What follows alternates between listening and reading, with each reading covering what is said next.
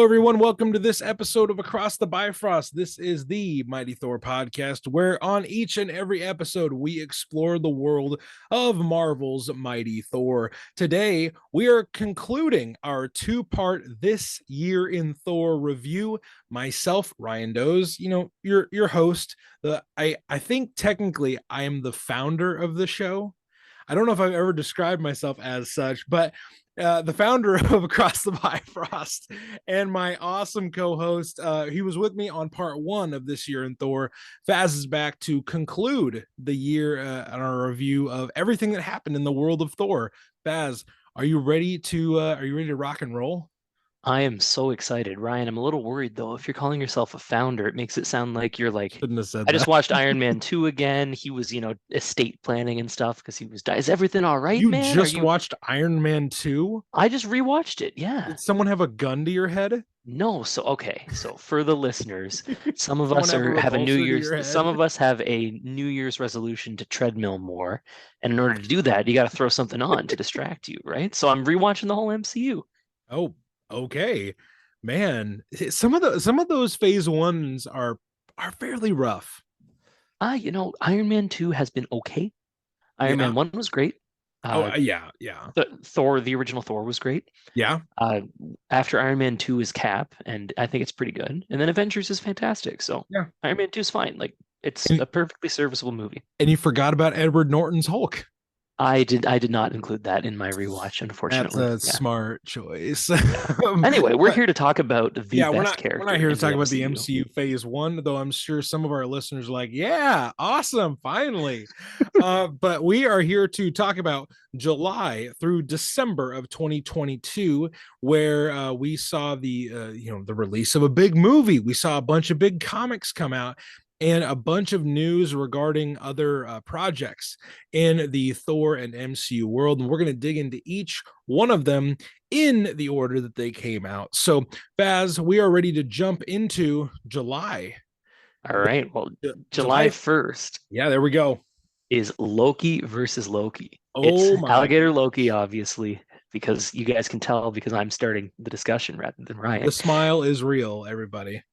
It's fantastic. Magic drops Alligator Loki off next to regular Loki. Regular Loki's like, fight me, basically. They have a fantastic fight. Alligator Loki bites Loki. Loki bites Alligator Loki. And then I think they bond over their hatred of Thor. Is that kind of what happens at the end? I think all Lokis have that in common, where their Yeah, one common denominator is they could be different genders, different species, different alignments, but they all dislike Thor. yeah, yeah. I think there's a handshake at the end. Yeah, there is. There's a handshake, and they both think, let's scheme against this stupid golden boy. And I am here for it because he is fantastic. Both of them, both Lokis are fantastic. I mean, it's a great little you'd think that if a Loki met a Loki, they would either like become best of friends but like not trust each other too much, or they would instantly just dislike each other. And I Hmm. feel like this latest installment of Alligator Loki really captured that, again, from Alyssa Wong, Bob Quinn, Pete Pentazis. And we won't list the creative team for all the Alligator Loki comics like we did last time, because it's the same creative team the entire time.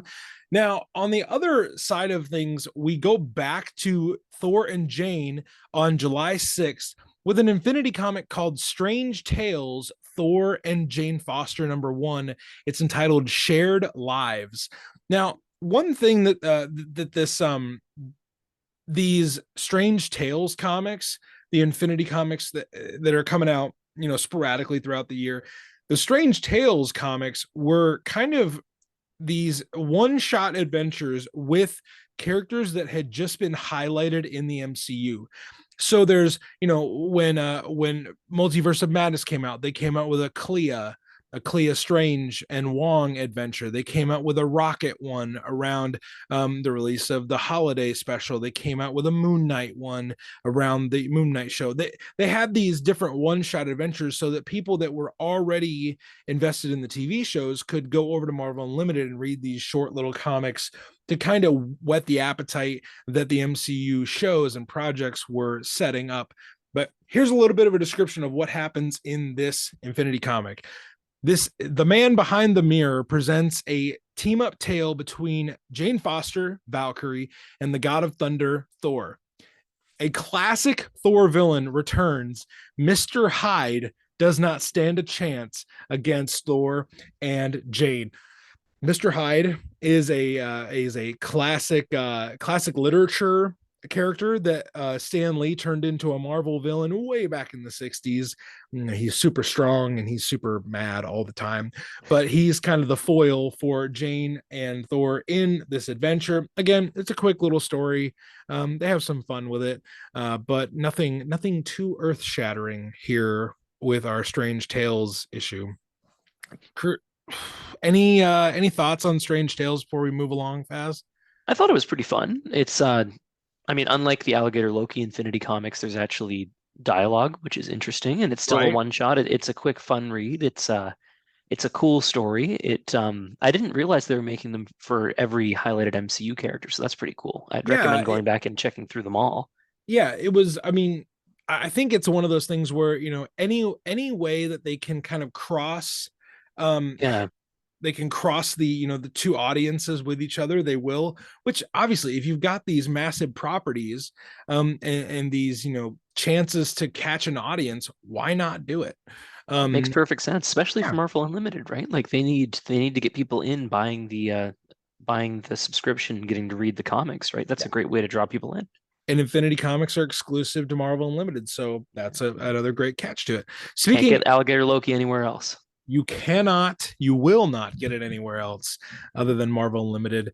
And on July 6th, we got a floppy single issue adventure that also highlighted a Jane and the Mighty Thor #2 from Torun Grunbeck. This is part 2 of the limited series that started around the hype of the Love and Thunder film. The synopsis for this one goes something like this: When Jane and Odin find a clue steeped in unknown magic, they turn to Dr. Voodoo, a reference I was not ready for when I read this comic. Dr. Voodoo helps them find Thor and learn about an interdimensional threat that requires more than Thor's strength to combat. Meanwhile, Runa, the Tessa Thompson inspired Valkyrie, she cuts a Midgardian vacation short to help the warriors of Asgard hold off their enemies' assault on the Golden Realm. Why do their enemies seem to know something Sif does not? Sif at this point she's taken the role of Heimdall, where she watches the bridge and makes sure that Asgard is safe. But in Torrhen's story here, the enemies of Asgard have all come and they've they've they've come to Asgard all at the same time in you know this collaborative effort to get rid of Thor, to get rid of Asgard once and for all, and they're kind of pulling out all the stops to rebuff this attack. So, in issue 2, we just ramp up the action, and Jane realizes that she's got to go find Thor, while the soldiers and Runa and Sif and Beta Ray Bill, they fight the enemies there. So Faz, I know this was not a comic that you kept picking up after the first issue, but man, I would go back and like read this at some point. It's Torrin kind of like ramping up for her time with Thor later on in the year. I will definitely be checking these out. The first one was excellent. I don't know how the rest of the list got pulled off my pull list, but it'll be back in for sure. And if you're going to pick that up, you get to see more fantastic Michael Dowling art. If any of you are interested in a creator conversation, we spoke to the artist on this series, the one who worked with Torrin. Michael Dowling was a phenomenal chat that we had a few months back. So if you go just scroll back in your podcast listing, you'll see chat with Michael Dowling, and that is a good use of your time. So go check that out. Hashtag shameless plug. I of course. What else do I Hmm. have to plug? Hmm. Hmm. So that same week on July 8th, a little thing called Thor Love and Thunder came out in theaters. I'm going to read you just some statistics about the movie, and if you're interested in hearing our full thoughts, our instant reaction to the film, go back also in our our listing of episodes, and you'll see our Thor: Love and Thunder review. We will kind of give you our like it's been a while. We've had a few months to think about it kind of thoughts at the end here, while after I read off some of the things that this movie did and accomplished. So Thor's retirement is interrupted by a galactic killer called Gore the God Butcher, who seeks the extinction of the gods. To combat the threat, Thor enlists the help of King Valkyrie, Korg, and his ex-girlfriend Jane Foster, who, to Thor's surprise, inexplicably wields his magic hammer Mjolnir as the mighty Thor. Together, they embark upon a harrowing cosmic adventure to uncover the mystery of the God Butcher's vengeance and stop him before it is too late.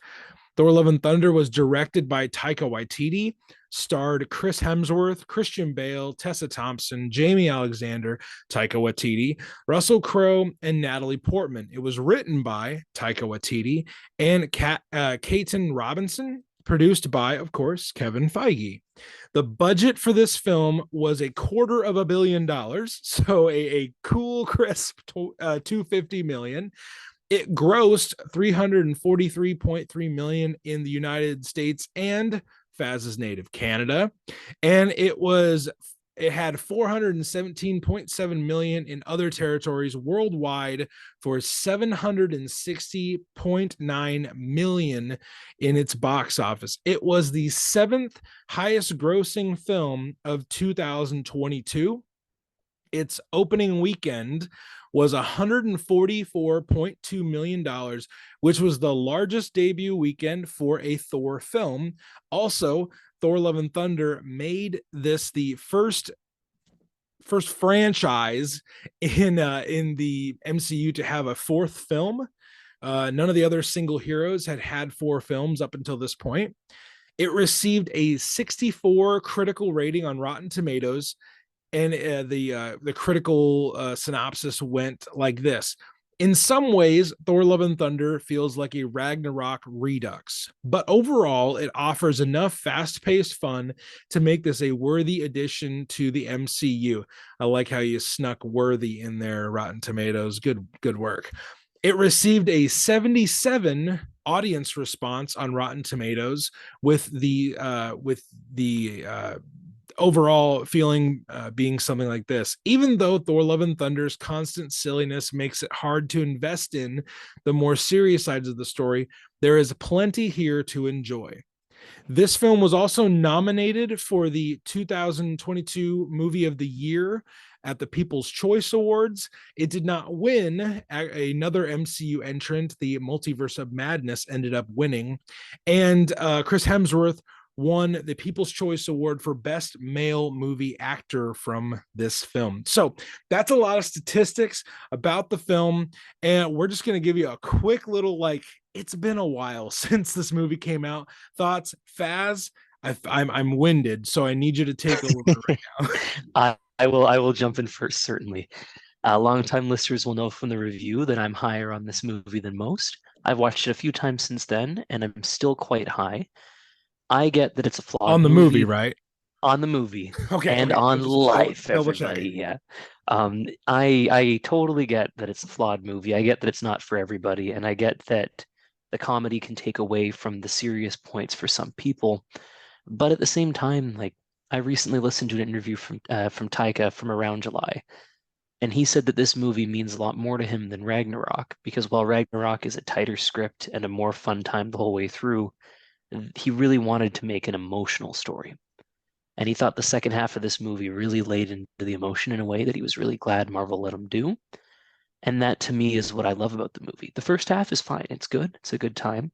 The second half, from the shadow fight onward, is one of the best pieces of MCU content I've seen, and I've still got it at the top of my solo MCU list.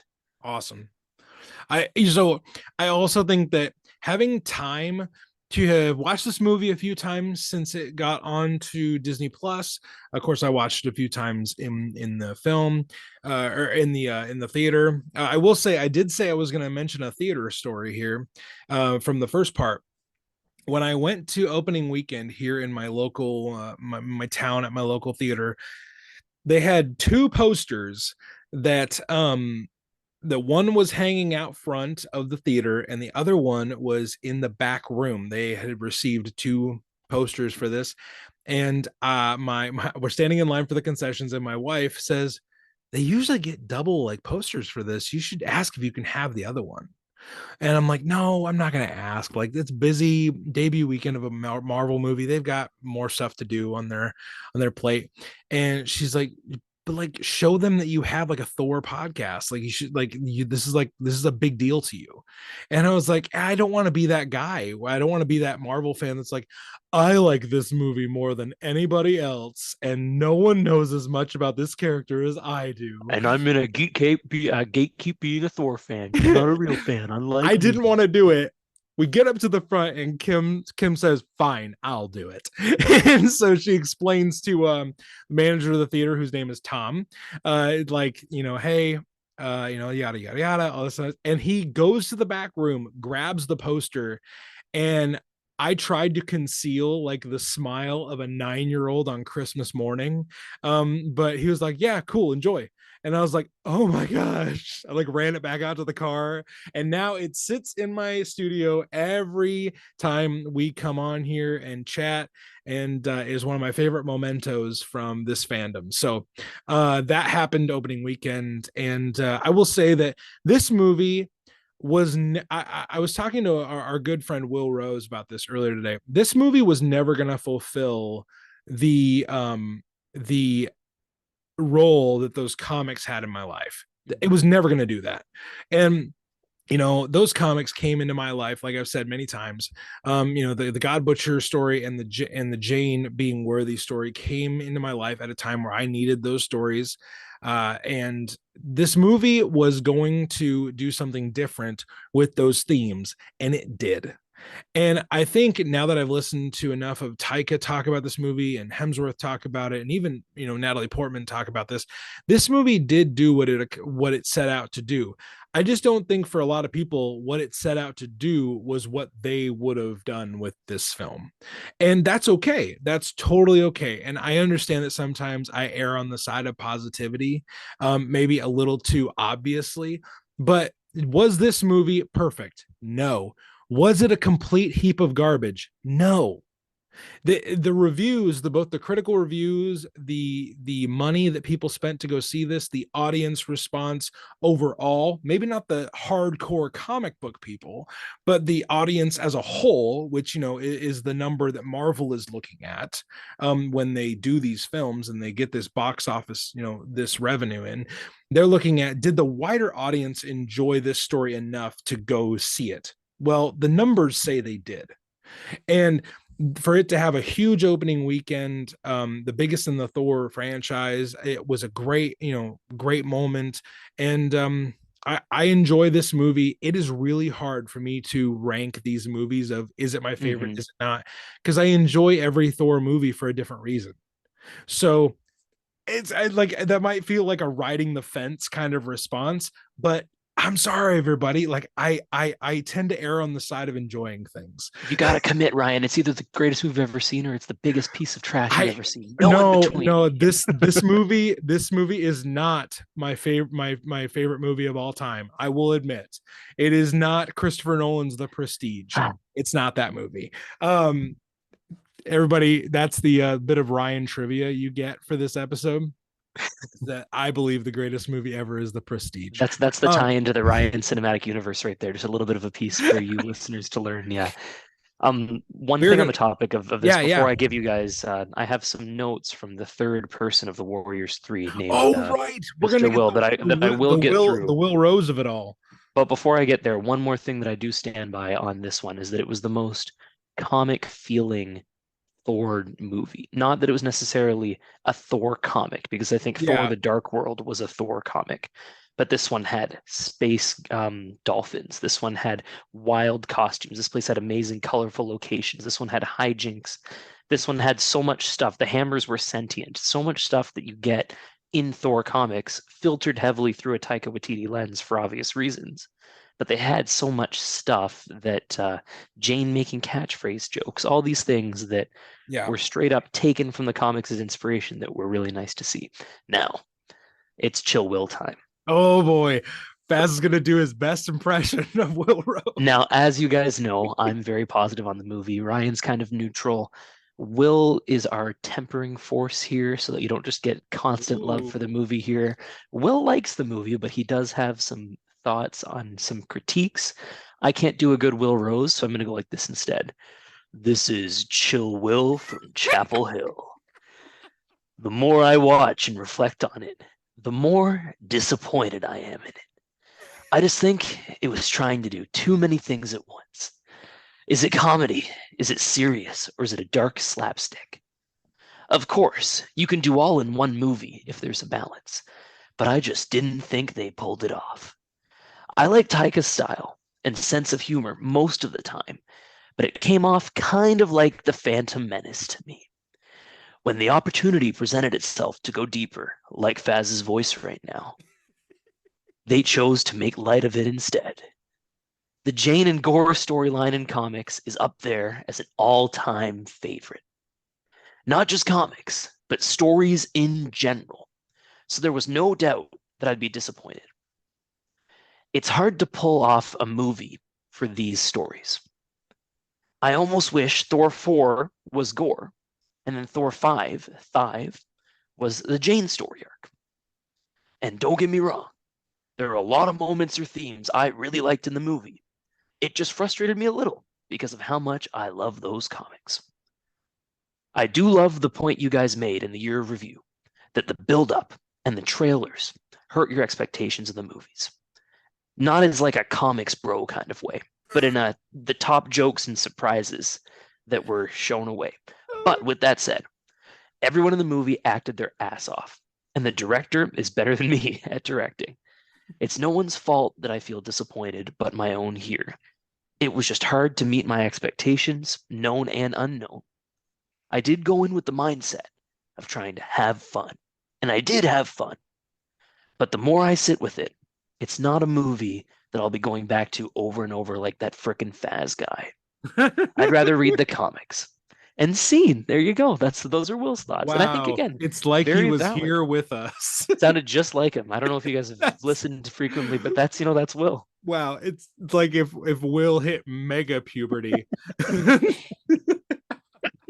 Well, I think that's enough for our our rehash of Thor: Love and Thunder.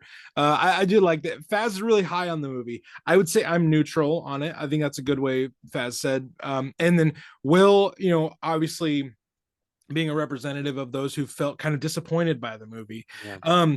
Like whether But you toxic fans though, remember, he's noticing that it's more setting expectations too right, high right, right. than that the movie is trash. Go back and re-listen to Ryan and I talking about it in the last pod. I'm sure you Because would. don't watch the further trailers. Don't just Yeah, watch the first yeah. teaser. Re-listen to the Trailer fatigue, podcast from man. us instead.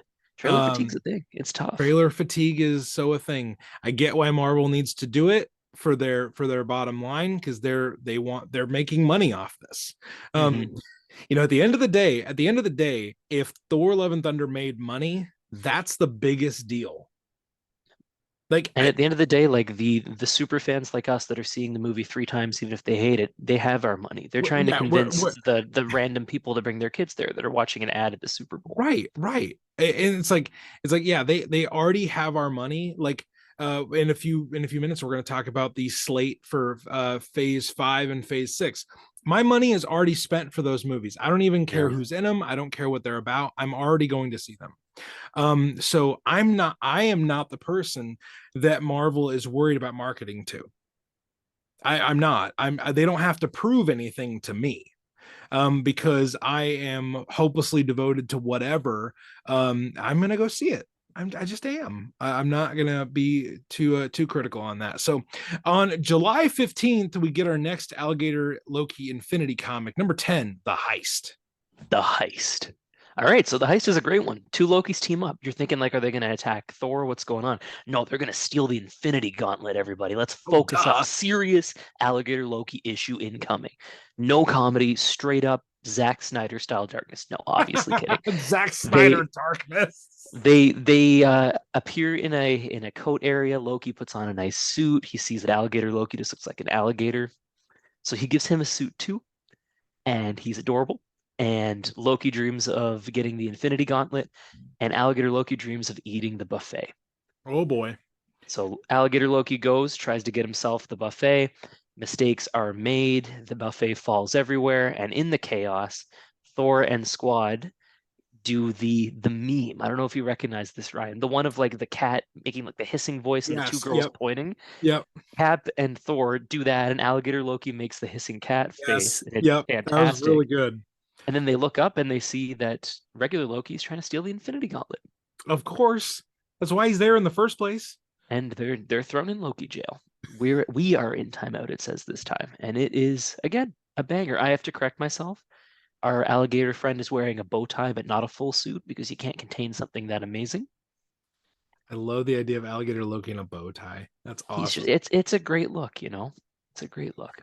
On July 22nd, Faz, I have one question associated with this because we won't do a deep dive in this. It's Yep. just it's too much.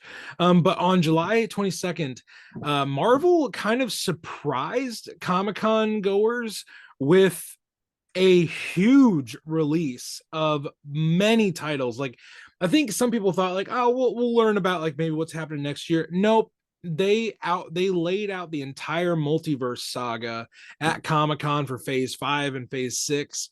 And I just want to know, what project are you most excited about for phase 5 and phase 6? And maybe take the Avengers movies off because those are going to be, Oh, I was gonna say Kang Dynasty. That's tough. One sec. Let me pull up the Phase 5, Phase yeah. 6. Mine is pretty simple. I'm excited for Fantastic Four. Oh yeah, good choice. I want to see what they do with Fantastic Four so badly because listeners of this show know, like, outside of Thor, like, Ben Grimm, the Thing, is one of my favorite characters, and I enjoy him so much. I think the Fantastic Four being the first family of comics, being the thing that set the Marvel Silver Age like up for success, they have deserved such a good film adaptation for so long that I think it's kind of criminal they haven't had one. The first one's okay. The first movie's okay. Rise of the Silver Surfer is super disappointing when you realize Galactus is a cloud. But and then What do that you mean? That's the best look he's ever had. oh god, don't. And then that Christopher Nolan-esque Zack Snyder dark attempt at a Fantastic Four reboot. Is that That with was Fan Four Stick? maybe one of the worst superhero movies I've ever seen. Yeah. I only finished it, I don't know, because I'm a glutton for punishment. But yeah, people that didn't like Thor Love and Thunder, you should go rewatch the Fantastic Four reboot, and then let's talk about bad superhero movies. You should go Uh, watch Three. You know what? I'm not gonna go there. Never mind. Yeah. Gonna stop well, myself. Yeah. which upcoming project are you most excited for? All right. So rather than picking one, I'm gonna do like a 90-second lightning round of why I'm excited for a whole bunch of them because I can't pick. I'm looking at the slate right now. I'm doing my best. Okay. Okay. Ready? Here we go. Okay, let's Quantum see. Mania is going to be amazing because we're getting Kang as an actual villain for the whole thing. It's going to be Ah, fantastic to and see. Modoc. And Moda, it's going to be great. Everything's great about that. Guardians of the Galaxy 3 is going to be amazing. It's finishing one of the best trilogies in the entire MCU. Loki season 2 is going to be great because we've got Asgardian stuff and it's going to be amazing. The Marvels has Iman Vellani, who is a saint, and Brie Larson's amazing, and everything about that looks great. Blade is coming back and it looks fantastic. Oh my God, look at Blade. Ironheart killed it in Wakanda Forever. Can't wait to see her later. Agatha Coven of Chaos. Gonna slow down a second for this one. She stole WandaVision. She was amazing how good she was. Obviously, Wanda and Vision were Catherine perfect, Hahn, man. but Catherine Hahn's amazing, and she has a show. Can't believe it. Daredevil's back, motherfuckers. And Daredevil Born Again is 18 episodes. It's going to be fantastic. Captain America New World Order is a Cap movie. The last Cap movie we had was Civil War, and this time we're going to have Sam Wilson, and he looks fantastic. Thunderbolts has Florence Pugh. Don't need to say anything else than that. You know I want that. Fantastic Four is amazing. Unentitled Marvel Project number 3 is could potentially be a Thor movie, so we're going to put that in there. Something I'm excited about. Oh It probably won't be. It'll probably be no, after the Secret Wars and whatnot, right? But who knows? And then Kang Dynasty and Secret Wars don't need said anymore. Thank you for indulging me, everybody. That was aggressive. But just know anything I didn't mention was only because it's not currently on the photo that I'm looking at, and I'm excited for it too. Secret Invasion, I'm hyped for. Secret Echo, Invasion, yeah, was the I'm one that I hyped for. thought. Yeah. Oh, Secret Yeah, Invasion. Secret Invasion looks good. And Echo, like, while she wasn't a huge role in in whatchamacallit, Hawkeye. From what I'm hearing, it's going to be a huge show with a lot of really cool stuff going on. So that might be really good too. That'll be that. There you I go. hope I hope people are surprised by that one because I am personally not excited for it. But you know what? Hey, it's been said before, in Kevin Feige we trust. Come on. Yeah. I think the Even the guy's ones got a that are pretty quote good track unquote record. bad are still okay, Yeah. like Marvel has always been sevens and eights with the occasional 10. You don't Yeah. get very many ones from them. Yeah, if any. So okay, let's move on to the end of July. We're finally at the end of July. Alligator Loki number 11, Cold Snap. Cold snap. Alligator Loki experiences his first snow. It's pretty, it's what you'd imagine. He's living regular life. Snow falls down. He's like, the fuck is this bullshit? Because he's like our friend Brandon experiencing snow for the first time. Alligator Loki, similarly, like Brandon doesn't have a sweater. Like Brandon doesn't wear gloves. Like Brandon thinks that 50 degrees Fahrenheit is cold. Like Brandon. Oh, Texas boy. And then he meets regular Loki, who's wearing a winter coat, and he's pretty jealous about that. Regular Loki thinks to himself, I should say human Loki, not regular. Alligator Loki's our regular Loki. At Human least on this Loki show he sees is. that. Yeah, he is for sure. And we finally have Mephisto confirmed because Oh, Mephisto, among ooh, other firebending people, helped warm up Alligator Loki in the snow. yeah. It's a very sweet moment. Love to see it. August 1st, we the second season of Loki begins filming.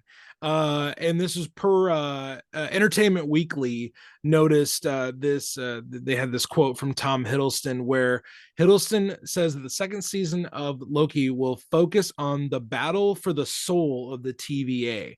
Now that could mean a lot of different things, but we know that Kate Herron is not back doing the show running for this. I got two new showrunners that are related to the Moon Knight series, so they could be bringing Oh, over. really? Yeah, they could be bringing over a lot Cool. of like mind bendy, stuff with this. I think that almost the entire cast is coming back for season two, so there's a lot of potential in Loki season two, and we are going to be covering it episode by episode this year. We're going to deep dive into Loki later on this year.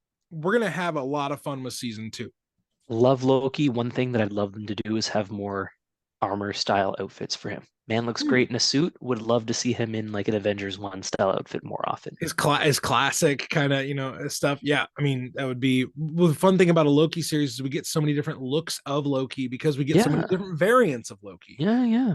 So speaking of different looks and awesome stuff, also in August of this last year, we saw the Thor: Love and Thunder Funko Pops were revealed. Now I know myself and Faz, we collect Funko Pops, and we really enjoy those. This was the standard line of figures that came out for the movie were Thor, the Mighty Thor, Valkyrie, Korg, Gore, and Meek. Also, there was a bigger style set that came out with this one that both myself and Faz are owners of, the Goat Boat, featuring Tooth Gnasher, Tooth Grinder, and Thor on the giant long ship.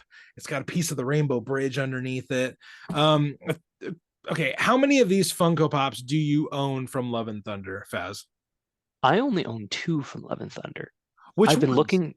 looking for a Jane without the helmet, and I haven't been able to find one at my local areas, and I'd rather buy a Funko locally when I can. Yeah. I have the regular Thor, so he's like Okay. like the blue Thor, he's standing up like this, and I have the greatest Funko Pop of all time, the Yeah. Goat Boat. I'm looking at mine right now. Yeah, it is perfection. It is exactly what Funko Pops are supposed to be in my mind. You've got the Rainbow Bridge, you've got the boat, like it's a scene from the movie, and Yeah. it looks fantastic in a way Yeah. that other Funkos just like the only one that compares to me is the one I have of Thor putting the hammer in Thanos' chest in Infinity War. I thought about buying that the other day, and I couldn't pull the trigger. I don't know why, but I got it for Christmas. I'm very happy with it. I got the Goat Boat for Christmas. My wife really hit a home run with that Christmas gift, and I Perfect also have choice. the Jane one with the helmet on. Nice. So Nice. I would love to get the Gore one. I would love to get all of them. I Well, you I need to get the Valkyrie one, given how much you love Tessa Thompson. That's just Yeah, I do. I mean, you're right. You're absolutely right. The one thing about this line that I don't get is I don't think Meek needed his own mm, Funko. Because Meek's Her in the own movie for Funko. like 5 seconds. You what? Her own Funko. Meek is a girl. Meek is a girl. Yeah. I didn't know that. Yeah, Sorry, Meek. they I agree with you. I think that in an earlier cut, Meek might have had a bigger role, like following Valkyrie around while doing New Asgard stuff, which Okay. is why they had toys. In the same way, like I want to say there's a Lego set where they fight a serpent, and there was no serpent, obviously. Like stuff like that happens. Or in Infinity War when all the art was the Hulk breaking out of Hulkbuster, and he doesn't actually do that in the movie, so people were like, Yeah. "What's going on here?" Yeah, I think biggest one was always that. Zeus probably would have been a better Funko to have. Yeah. I don't know if there's like a variant of the Zeus one from this. I don't know. Zeus is tough though, because now that it's been a while, we can talk about it a bit more. Like he's a villain, right? And you can't like the villain Funkos usually have like angry eyes or look really upset. And do you make like a happy looking Zeus, I or would do you have make him them in the stance where he's lifting up the tennis skirt. Oh, love it. Yeah, yeah, That'd be yeah. Lifting up the hilarious. either that or him maybe holding Thunderbolts out if they don't want it to be Right, as silly. right. But yeah, But yeah, so the Funkos come out, and Funkos are something that a lot of people in the nerd community collect. So yep, yep. the Thor: Love and Thunder ones came out in August. We move on to August 10th, where the third issue of Jane Foster and the Mighty Thor comes out. This again by Torrin Grunbeck, Michael Dowling, Jesus Aburtov, and our friend Joe Sabino. The battle against the Dark Elves and their allies rages on in Asgard, and the warriors of the Golden City are losing badly. Rune of the Valkyrie has managed to stave off total defeat, but Asgard desperately needs Thor. Can Jane find clues of the Thunder God's whereabouts in Limbo, or will she lose herself to Sim's dark magics? So, again, because Faz did not finish this series, I will give you a quick rundown of these issues. This one was really cool because we got to see Jane working against a foe that I didn't really see coming. Sim is this limbo demon that she goes to, with the help of Dr. Voodoo. She goes there. And the third issue is really where things get crazy down there. So I'll kind of give more of my thoughts in the third issue because that's when the fight with Sim actually happens. So we'll just move on to August 12th. Alligator Loki number 12, The Surprise. All right, let me pull it up on Marvel Unlimited. Again, free publicity for Marvel. Please sponsor us. The Sure. Surprise.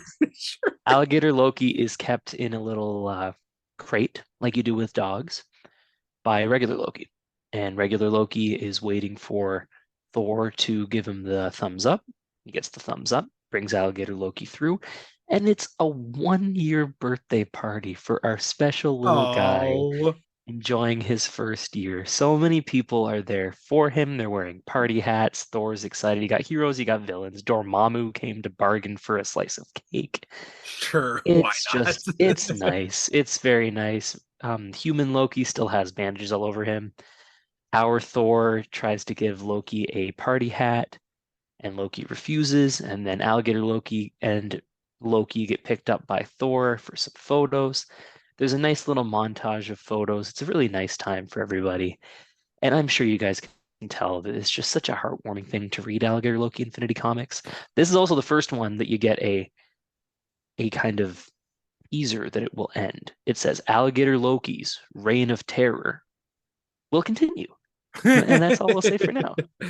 And I think this is when Alligator Loki kind of went on a break where Yeah. they weren't coming out as frequently, but they come in a little more sporadically now. So yes, there will be more Alligator Loki comics, but we're going to take a little bit of a break from them. So August 17th, we finally get to the end of Thor versus Hulk Banner of War. This creative team on this issue is a little different than the normal crew we've had. It's Donny Cates, Martin Coccolo, Matt Wilson, and Corey Pettit, but also Daniel Warren Johnson, one of Will Rose's favorite comic creators, comes in to help with the script. So we get a little bit of added DWJ on this issue. The synopsis goes like this: the time for victory has come in the final installment of this epic crossover between Hulk and Thor. Marvel's two heaviest hitters expend their rage on one final brutal brawl that will answer once and for all which of these heroes is the strongest. But in a fight between gods, monsters, and men, who becomes the victor, the loser, and who really has the authority to decide? Revelations about Hulk's past and choices Thor makes about the future will shake the Marvel Universe to its very core. Now, this comic series ended, I believe, inconclusively. Hmm. So there was this big thing of going into this series of like, there will be a winner. And I guess you could say Thor won, but it's only because I don't know. I don't know, Faz. Like, did you feel like it delivered on the kind of on the promise? I It think it's tough promised. to have a long-running Thor book and a new Hulk book and then kill one of them in a war like this. So it's too bad that they kind of promised that because it kind of had to end the way that it did. But they kept telling Right. us that it wasn't going to, right? Like if we knew from the beginning that it was just going to be a normal kerfuffle, like that's one thing. But like didn't Thor win because he like chose to stop fighting but could have easily destroyed Banner at the end? It's like Right. you have to kill him at that point to have a victor, and you don't. So it's I mean, Yeah. And then it and was pretty good, but it wasn't what we wanted it to be, I don't think. and it really ends with Hulk flying off to his next adventure, Hmm. like flying off deeper into space. And I don't know, like this is not a knock on Donnie or Martin or Matt Wilson, Corey, even DWJ coming in on this one. It just I feel like it was a lot of hype for a fight that ends with both of them kind of just going their separate ways. Yeah. Yeah, it was a And lot of hype. Like that Watcher thing at the beginning, get popcorn, it's going to be the greatest fight in the universe. There's a conclusive winner, get hyped. yeah, I almost feel like I didn't need the guarantee of like there will be a winner. It's like Hmm. I can it just be an anniversary crossover? I Like think that that's fine. the theme of Marvel this year is setting expectations because Mm, between trailers and the hype for this comic run, there were a lot of times where people were left disappointed because of what they were thought they were getting when they would have been happy if they just thought it was a fun crossover, right? Like right. Thor 750 didn't have to go as hard as it did, and we'll love it forever for doing that. Yeah. And Thor versus Hulk went a little less hard than they made it sound like it was going to, and we're disappointed because of that. Yeah. And you know, all those people, great creators, you know, Oh yeah. obviously we're Still a not. good book. It's Yeah, still a good book. Like I think it's yeah. still fun. I just don't think it ended up doing what it said it was going to do. Yeah, it's just expectations. If we Yeah. thought it was just a fun anniversary romp, we would have probably loved it as like a fun shoot 'em up for 5 issues, right? I will say at the end of this issue, it does this is Hulk. This is Hulk number 8. This part of the crossover, and it kind of gives a hint of what Hulk is going to be doing later on in his series. And I was kind of interested in where that was going to go, and I had kind of been out on Hulk, and I haven't looked back into it yet. But I want to kind of follow up with what happens in the next issues of Hulk. We're gonna get into September now, where on September 1st we dipped into She-Hulk a little bit for one episode where there's some references to New Asgard. There's some references to the Wrecking Crew is there. There's a light elf that has kind of a funny role in one of the episodes, but She-Hulk kind of spotlighted Asgard and the Thor characters in a few different fun ways, and that was kind of fun to It see. was fun, yeah. That show is Marvel's sandbox just to show how it's all kind of connected, and it was Right? fun to have some Asgard in there. Yeah. And on September 8th, the Thor Love and Thunder Assembled episode came out on Disney Plus. This is the documentary style look at the behind the scenes of the making of the films and the TV shows. So, Faz, I just wanted you to maybe share like what was something you learned from this that kind of either surprised you or just like, you know, is kind of interesting and maybe tease why people should go check this out for themselves. Two things, one Yes. funny thing and one serious thing. I'll start Okay. serious first. The when people complain about the VFX in this movie, they don't understand that they literally created new types of visual effects for this Right. movie. The lighting wasn't just digitally edited later. They actually captured different light in different directions using a whole new type of lighting. That's why it's on the short list for the Oscar for VFX, not because of floating Heimdall's son, who was supposed to look silly. It was because of that crazy new idea that they put in that they it did an amazing job with that fight scene.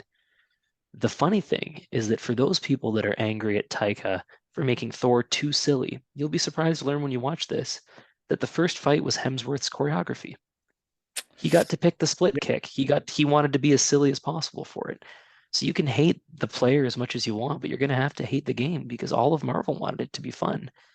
The last thing I'll say about it is it's really nice to see the family vibe. Firstly, Oh between my the people gosh, that are yes. professionals, and secondly, that their whole families are there because they're Yep. filming on lockdown. It's a really nice watch. Yeah. Can't recommend it enough. The special features are good. There's a behind the scenes, there's a sizzle reel, there's deleted scenes. There's a lot of good in the assembled Yeah. episode for sure. A funny thing and a serious thing for me. I found it kind of funny how the design of the shadow monsters came into being. Yeah. So Taika was writing like, well, okay, Gore has these minions, but what do they look like? And he asked his daughter, what kind of monster would you be like scared of? What kind of monster would, what do you think? She hands him back this drawing, and then that kind of gave him the idea that they would have like the kids of the cast and the crew put these drawings in, and the drawings became the designs for the shadow monsters.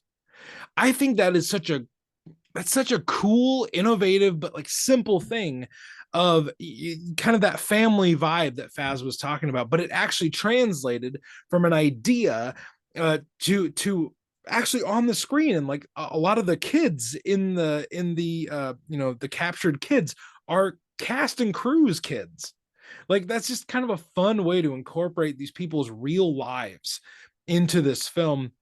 And I thought one of the funny things was hearing them all. Russell Crowe was not in this assembled issue edition of the documentary series, but they talk about Russell Crowe so glowingly, and they said like he was like the coolest dude, like doing like, he got the guy that was Gladiator, and he was in all these serious, Oscar nominated films, and he came to work, had his real beard, his real hair, and he just like Hmm.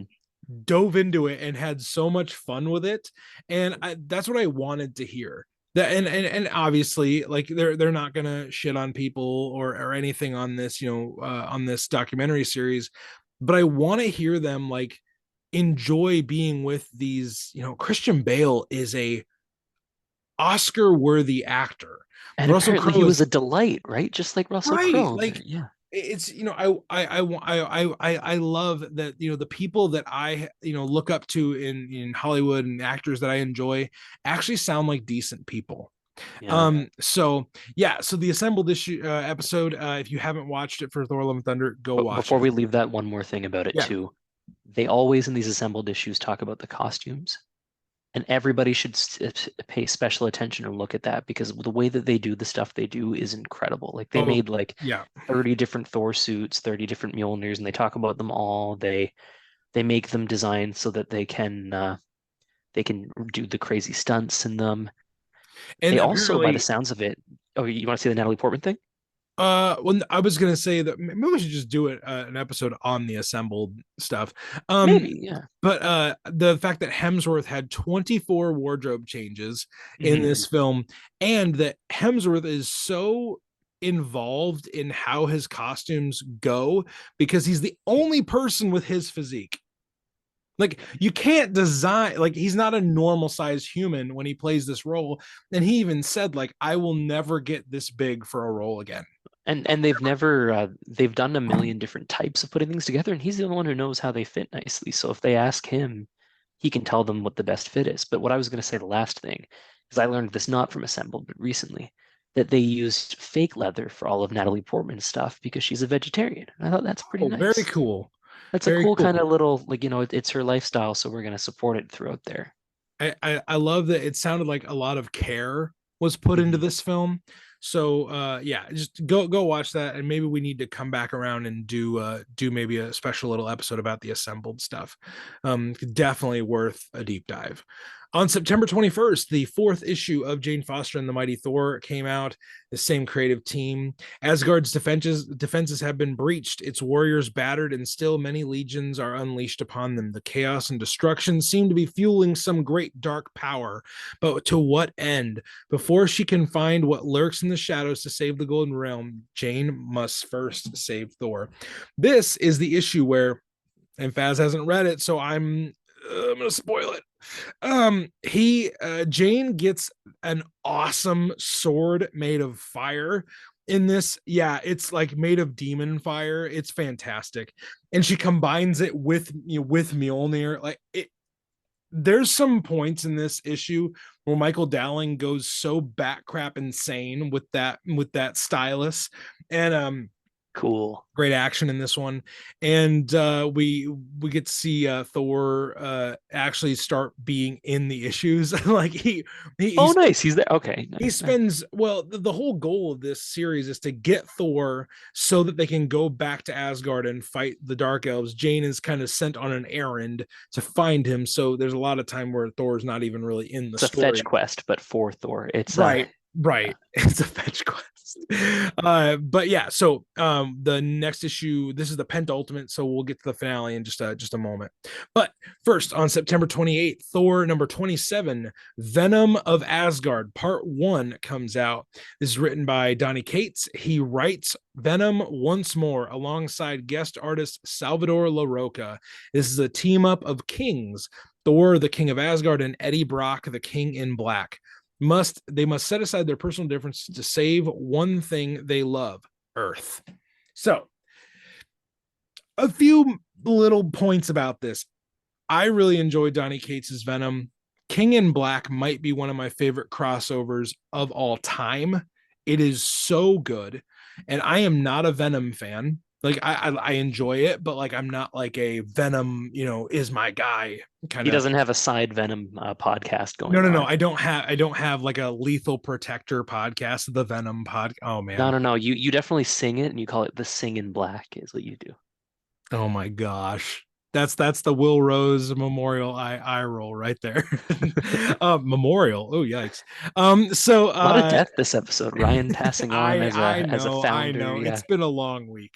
But this issue kind of like confused me because a few issues back we were going to do Valhalla Rising, and then we did the Banner of War stuff, and now I'm like, oh okay, another crossover, another kind of mashup with another person. And this first issue, like, I'll be honest, it didn't like, I kind of wondered, why are we doing this now? Why is this here? It felt like a fill-in arc, and if that's what its intention was, awesome, great. I have no problem with fill-in arcs. I kind of just was waiting for the next big thing to happen, so I kind of took a flyer on this one right away. And it was fine. It was fine. It had decent action, good art. Salvador LaRocca is a great artist. And it was fine. It was fine. Faz, do you have any thoughts on Thor number 27? It was fine. It was fine. There's some good art. It was a good story. It was fine. Like I echo you entirely. It was all right. If it came like 6 months after Banner of War instead, we might have been higher on it as like a nice fun hit 'em up. But when it came right afterwards, it's like, but we just did this, but longer with Yeah, yeah. Hulk. So now we're just doing a short version of the Hulk thing here. Yeah. Yeah, it's yeah, very it was very reminiscent. I almost felt like we had a little bit of a hangover from Banner of Mhm. War.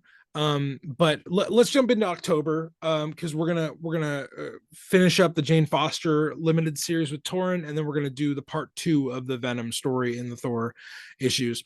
So let's do October 5th. Jane Foster and the Mighty Thor number 5 comes out. Everything comes to a head in this brilliant and brutal conclusion to Doran Grunbeck and Michael Dowling's Jane Foster epic. The puppet master who has been leading all of Asgard's enemies from the shadow will be revealed as the dark secrets of Runa's past.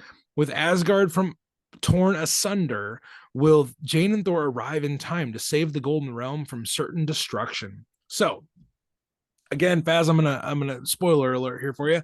The Fine. person that's behind all of Asgard's enemies is Ares, the Greek god of war. Oh, that's fun. I didn't see it coming one No. bit. Well, now I And see it coming, listeners. just watch, Ares is going to show up.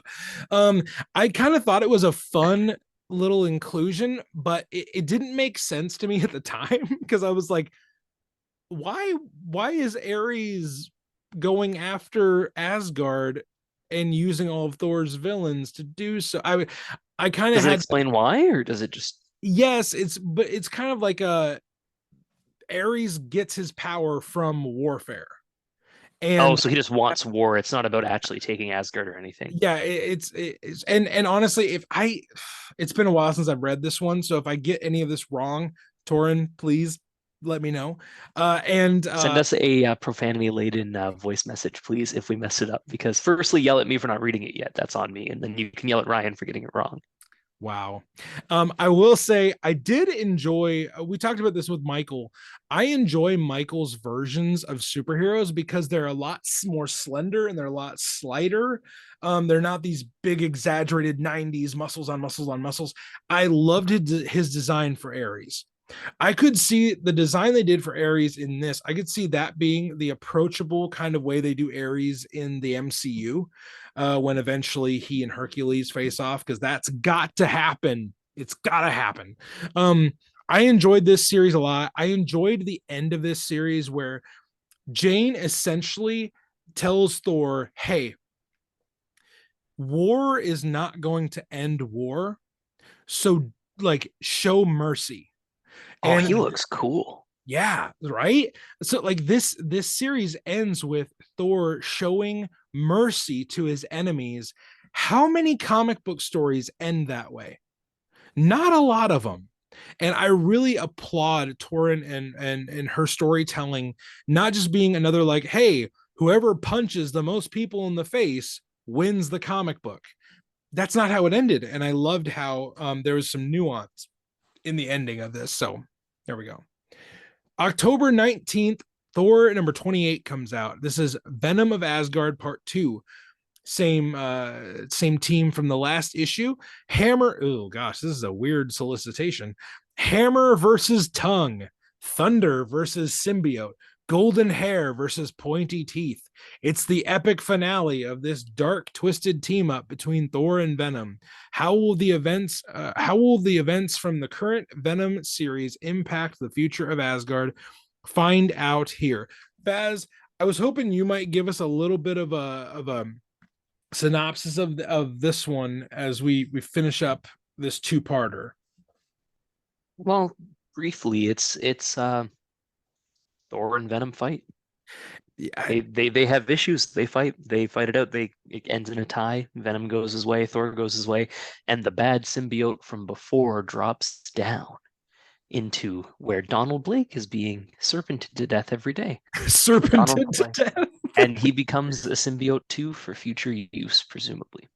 There is some Sal LaRocca art in here where Beautiful. we get to see Thor decked out as a symbiote. Yep, And that, I won't lie, that is really cool. it's very Um, cool. and I still want that Funko Pop, the Oh venomized. yeah, yeah. Oh, that'd be so cool. Let's go into November. We just got a few more things for the year, everybody. November 24th, Alligator Loki number 13, The Cookout comes out. I know you guys are thinking about how penultimate episodes of things are really big, and this is no exception. Penultimate Alligator Loki for the year. Fantastic. It's a park, it's a picnic. Lots of Marvel characters. There's a dragon, maybe the Great Protector. I'm not sure if he's gold in the comics or not, but Alligator Loki's there. Hawkeye is in love, feeds him alligator treats that are bow and arrow shaped, and Alligator Loki Loki's not is having it. he's like, no, thank you. I only eat Mjolnirs. And he escapes. He gets to Pinata, and he hangs out with some fellow green boys, which I really liked. Like they bond over color scheme, presumably, or maybe Loki just thinks that they're extremely attractive, which works for me too. They hang out together. Alligator Loki eats. Hawkeye is still not being paid attention to. He just wants to play with the puppy dog. I mean, alligator, you know how it is. Yeah. He won't let him pick him up. And then Alligator Loki is doing some amazing pinata stuff, and he takes out Clint in the head. I love this one. Felt like the most like slapstick funny because Clint Yeah. kind of plays the fool for Alligator Loki. I really enjoyed that. Also in this month, Chris Hemsworth's National Geographic series Limitless came out, and around the show, he kept doing this number of interviews, and the conversation of Alzheimer's disease in his family came to the forefront, and he kind of alludes to the fact that the next Thor film might be his last, and that after these two comedic approaches, he's maybe looking for a new direction. Now, throughout this year, I'm sure we can deep dive on this a little more, but Faz, I want to know you're much more savvy with like behind the scenes interview stuff and catching these little tidbits. In November, when all this news kind of comes out around Hemsworth and how he's going to take a little bit of time away from acting, what were your kind of reactions and thoughts about this news coming to light?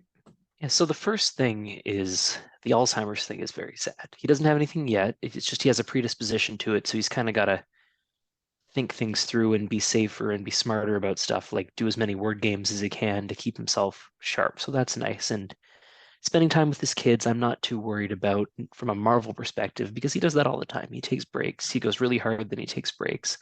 I think a lot of what he said was taken out of context about his wanting a less comedic Thor in the future, as these things tend to be. You guys have probably recently seen, based on when this is coming out, that Dave Bautista said that working for Marvel was horrible and that Drax is his least favorite character. When you read the whole quote, sitting in the makeup booth was horrible, but he loved being Drax the whole time. That's not what any of the titles say.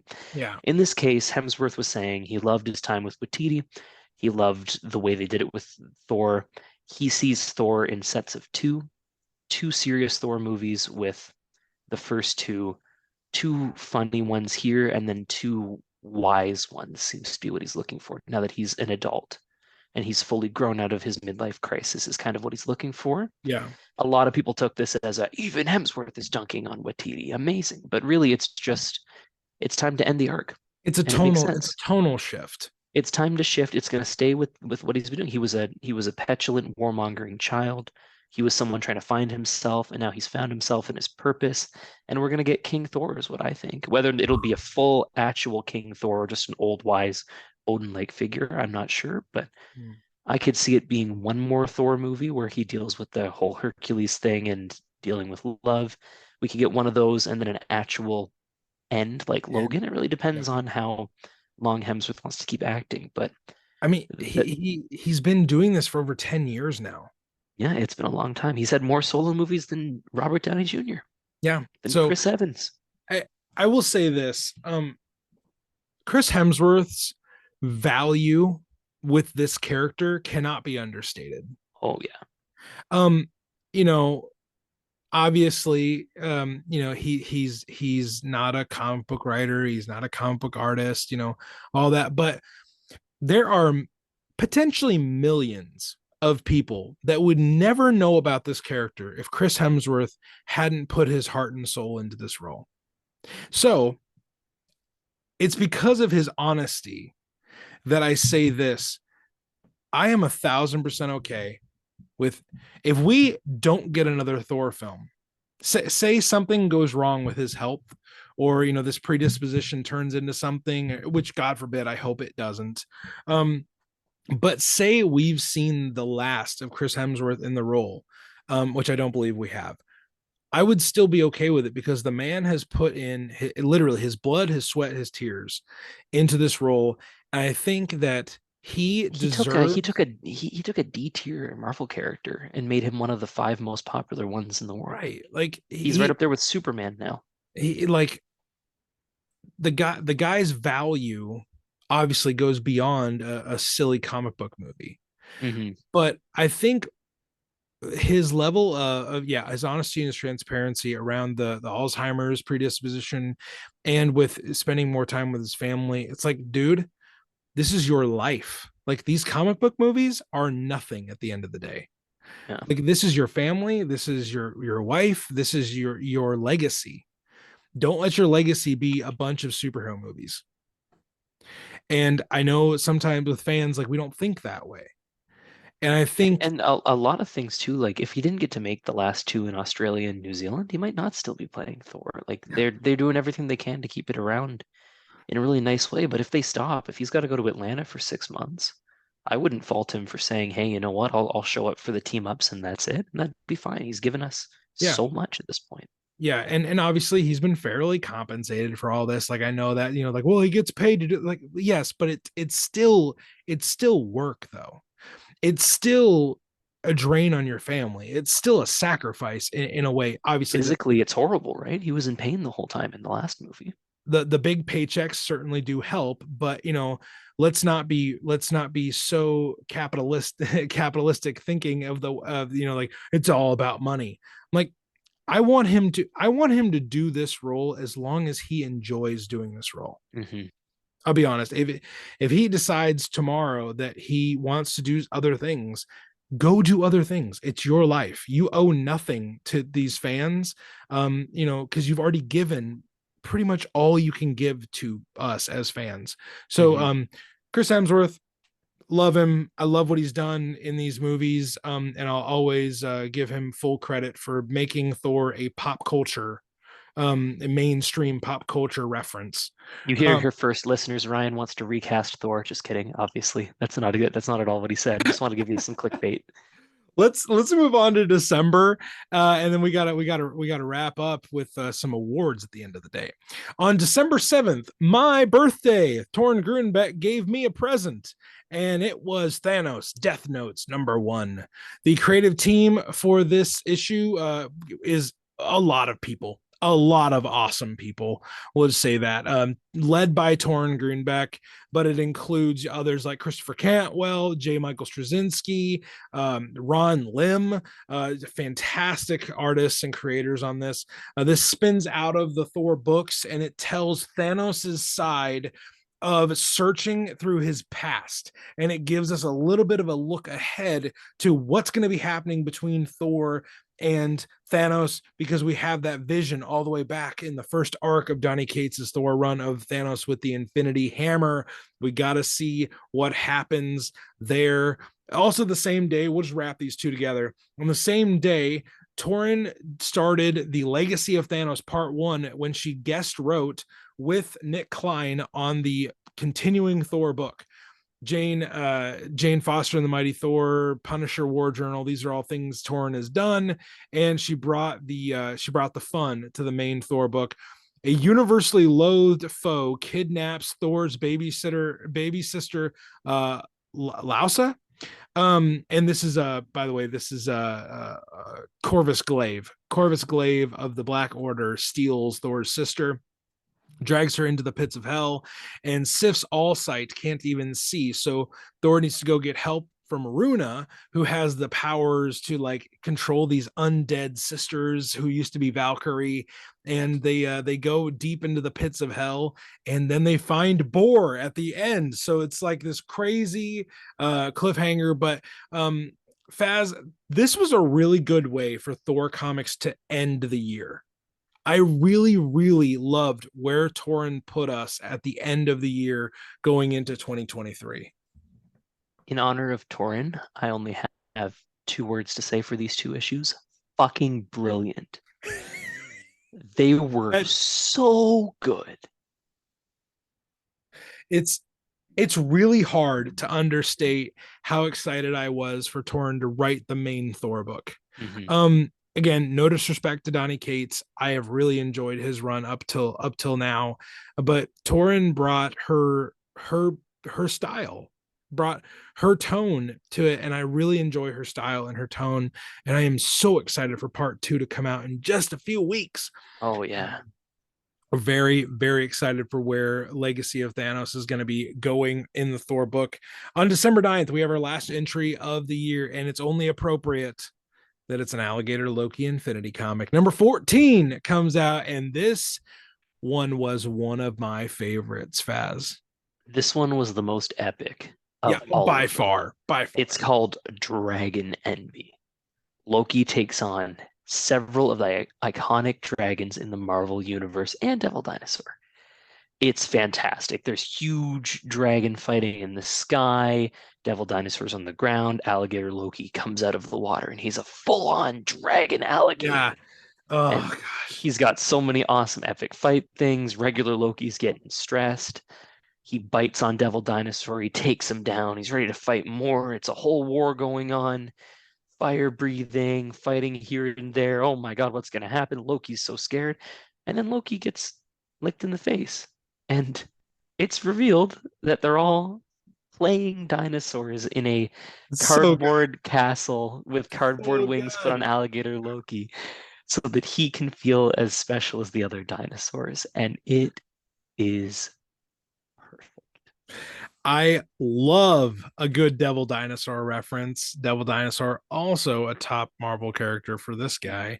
Alligator Loki was ended on such a fun note. That was, as epic as you can make a wordless Infinity comic. That's a pretty good way of doing it. Mhm. So we end our that's all the stuff, Faz. That's all of it. We only have a few things left that we're going to do with 2000. Such a relaxing year for Thor. Almost nothing came out this Almost year. nothing happened.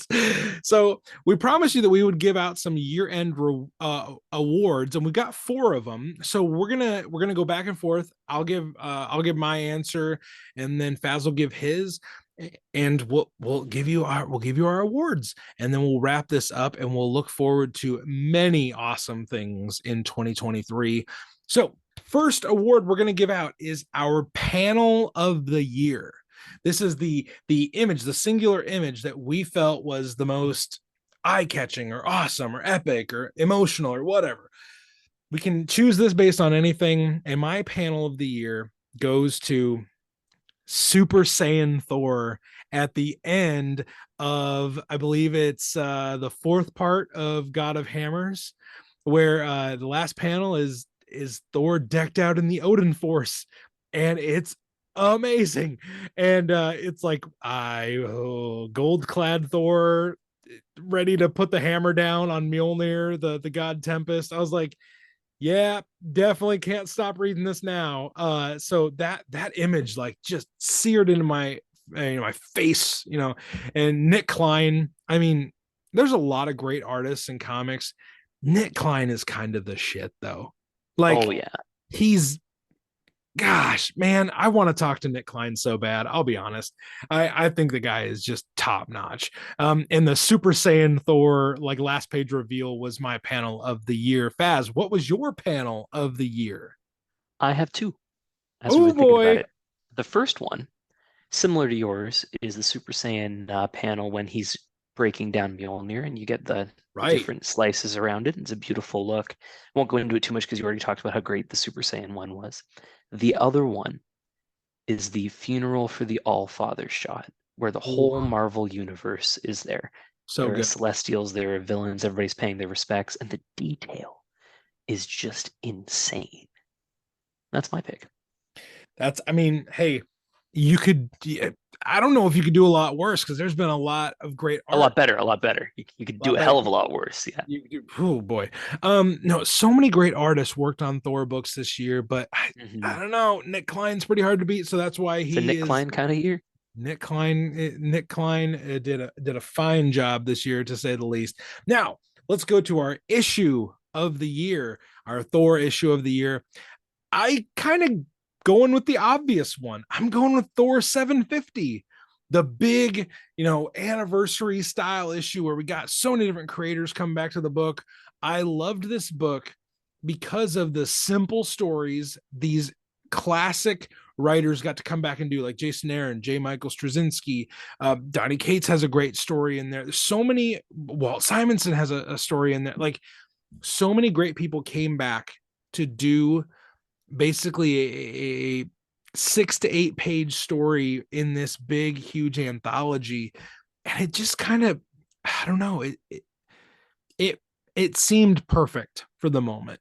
And I really really enjoyed it. The J. Michael Straczynski story of Thor writing his will is still one of my favorite things I've read in the last few years. So really enjoyed Thor 750.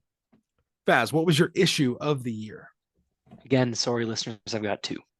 First one, the end of the God of Hammers arc because of what it kind of set up. We've got Valhalla being empty. We've got Odin wondering what the hell he's going to do and being stuck in Mjolnir. Some of the imagery was amazing, and it's just like the possibilities from that are endless. But the second one that I want to talk about a little bit more again is Legacy of Thanos Part 1. Yeah. I haven't been this excited for a Thor story in a long time. And this is something that I've been thinking about since, was it Black Winter that we first saw Thanos with the Infinity Gauntlet Mjolnir? It's the end of Black Winter, yeah. Yeah. So it's been years that I've been hoping to see where that goes, and we might be doing that now. And Oh I boy. could not be more excited to see where it goes. So good. So good. Okay, our third award is your Thor moment of the year. What was the moment of the year that seemed the most Thor? Faz, why don't you hit this one first? Because I know you've got a clear runaway on this one. Listeners, you guys know that I'm the MCU one of us. I love the comics, but I'm here for the movies first and foremost. My moment of the year is the black and white fight scene on the little moon. It's incredible. The fighting is fantastic. The horror moments when Gore's got them all wrapped up is chilling. We could, if we had a whole movie like that, it would be rated R, but it would be fantastic. It'd be like Werewolf by Night. It would be like Werewolf by Night, and the fighting with the way that the lighting is only lit up by the electric powers from their weapons. It just and it all ends with the dreaded scene of Gore walking away with Stormbreaker and the Necro sword being pulled. That's my Thor moment of the year. A good one. That's a good one. I so my Thor moment of the year. I'll be honest, this one was a little because again, really no Thor stuff happened this year. There's not really a lot to choose from. But my Thor moment of the year, honestly, is Torunn Grünbeck writing Thor. Meeting her this past year, getting to talk with her and just hear her passion and like how baked into her story Thor is, even to her name. And I'm just like, this woman gets it, and she like is gonna I just someday I want her to write Thor. Someday I want her to write the main title. And when that, it came out on my birthday. Like it came out on my birthday. I went and read it and I enjoyed it so much. So Torunn writing Thor was my Thor moment of the year. Yes, I enjoyed the movie, everybody. Yes, I enjoyed, all these other different things, but honestly, that was the one Ryan wants to recast Hemsworth. that was the one I looked forward to the most. Last award we're going to give out, and then we're going to jump out of here, is your podcast moment of the year. Faz, what was your favorite moment of being on the podcast this year? For me, it was the review of Love and Thunder. I As loved the movie. I was reading a lot of toxic stuff online about how it was, the worst thing Marvel ever did, and I was feeling kind of down about it. And to have the four of us talking about how we all really enjoyed it from four different backgrounds and from four different angles of why we enjoyed it helps to kind of remind me that to fuck the haters and to not care what other people think. So that moment for me was the podcast one. We've had a lot of good ones this year, but and that one for me is my number one. And that episode also gave rise to the review crew group text that we still interact on every single day. And It was a Haley and good one. Brandon and Faz and I have we've talked about everything from just like real life. We've talked about, drama. We've talked about DC movies. We've talked about everything. Legitimately, those three individuals have become some of my best friends, and I have the Thor Love and Thunder review to thank. But my favorite podcast. Before Ryan says his favorite moment, Okay, this fine. would have been my favorite, listeners, Yes, but this he would did have been. not invite me to this one. This one was it was a one-on-one moment. My favorite podcast moment of the year was meeting my creative hero, Jason Aaron. The interview, the 2 hours I got to spend with Jason Aaron earlier this year and talk about the comics that mean the most to me, in my history of being a fan, was, you couldn't put a price on it. And those 2 hours I will always be super thankful for. I was nervous. I was incredibly nervous because this man's work means a lot to me, but just coming to find out, like, he's just the coolest dude. Like, he's kind of this, this Viking scribe who just creates these awesome adventures. And we've enjoyed his Avengers stuff here on the show. That's wrapping up right now too. I really enjoyed that time, and it'll just be really hard to beat. And we got a lot of great stuff planned for 2023. Don't get it twisted, everybody. We may not have a Thor movie coming out this year. We may not know, what every single issue of the comics are going to be like, but we do know that we're going to have some great guests. We're going to cover some great comics. We are doing the Simonson saga this year. We are going to be covering Walt Simonson's run of Thor. We have a Loki season 2 to look forward to. There is a lot coming up just in the next few months that you should get really hyped for, because we're just gonna do a lot of cool shit this year. And Faz, we're bringing 2022 to an end. 2023 is ahead of us. Any final words for our listeners here as we close out a whole year of Thor? We had an embarrassment of riches this year. There were a Boy, billion did we. Thor stories. There were a billion Mighty Thor stories, and we ate good. But like Ryan said, guys, we're still gonna eat well in the next couple of years. There's lots to Oh, look forward to oh yeah. Thor-wise. Stick with us, stay worthy, and everything's gonna be all right. Stick with us, stay worthy, and everything's going to be all right. We need that on a t-shirt, Faz. So everybody, until we see you next time aboard the Rainbow Bridge, we encourage you, like you did all of 2022, we encourage you to do all of 2023, and that is to stay worthy. Ba-da, ba-da-da, ba-ba.